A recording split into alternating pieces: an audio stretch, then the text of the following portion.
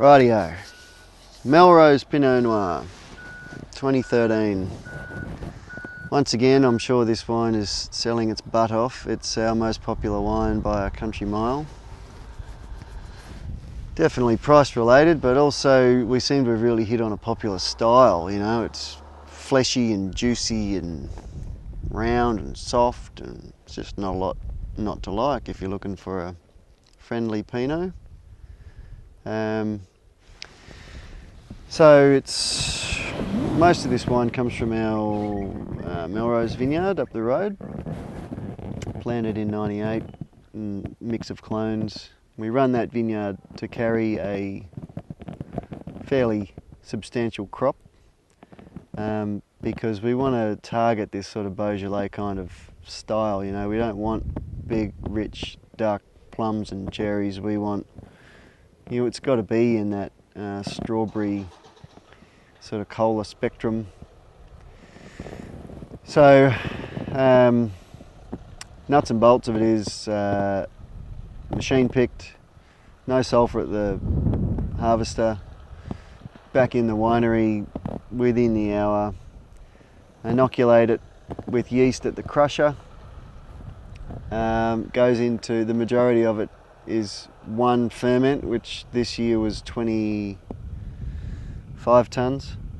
One big ferment that's, you know, that's the most stressful part of my whole vintage, is looking at, there's a lot of eggs in one big basket there.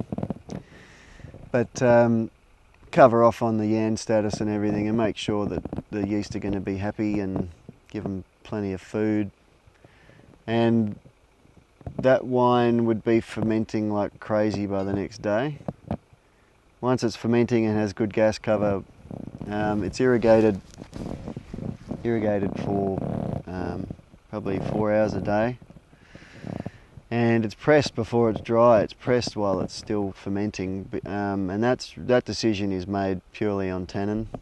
I don't want it to be too tannic. It's got to be nice and soft, because I know that this wine is on shelves literally the week after it's bottled, so it can't be your typical it can't be your standard sort of Pinot. It needs to have, you need to have that broad, soft, slippery palate in mind when you're making it.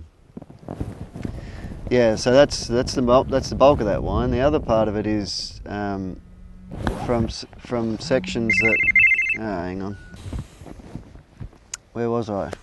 Yeah, so the bulk of the wine is comes from that big ferment. The rest of it is barrels that have been made with a view to going into the estate grade fruit, estate grade wine, but just didn't have that special something when we went to taste them after vintage. So there is a component of really good fruit from older vines in this wine, and we blimey. Try that again. Forgot where I was up to now. Oh yeah, so there is some fruit there, some batches that didn't make the cut at the barrel tasting.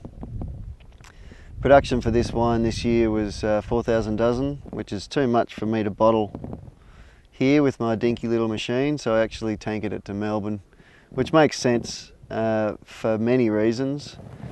Primarily, this wine is sold way more on the mainland than it is here. So where it gets bottled, they store it and distribute it for us as well.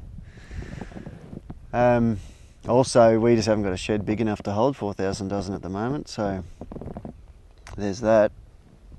And it also cuts down on our lead times for our mainland orders, because it's a constant source of frustration, that little ditch that we try to get across.